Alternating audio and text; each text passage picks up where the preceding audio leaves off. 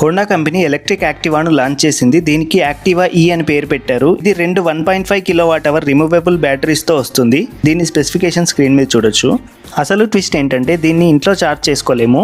ఇది కేవలం రిమూవబుల్ బ్యాటరీస్తో మాత్రమే వస్తుంది. ఈ బ్యాటరీలు హోండా వాళ్ళ ఛార్జింగ్ స్టేషన్లో స్వాప్ చేసుకోవాల్సి ఉంటుంది.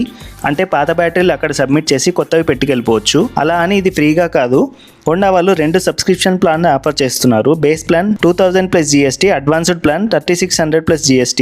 బేస్ ప్లాన్లో 35 kWh పర్ మంత్ వాల్యూ చేసే రేంజ్ని, అడ్వాన్స్డ్ ప్లాన్లో 87 kWh పర్ మంత్ రేంజ్ని ఇస్తారు. ఈజీగా చెప్పాలంటే జీవితాంతం ఇలా ఇంటికి రెంట్ కట్టినట్టుగా బ్యాటరీస్కి రెంట్ కడుతూనే ఉండాలి.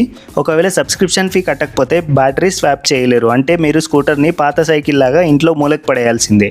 ప్లస్ దీంట్లో 2 బ్యాటరీస్ ఫిక్స్ చేశాక సీట్ కింద స్పేస్ ఏమీ మిగలదు. ఇంత చేసి ధర ఏమైనా తక్కువ పెట్టారనుకుంటే base variant price 1.17 lakhs, top model price 1.51 lakhs.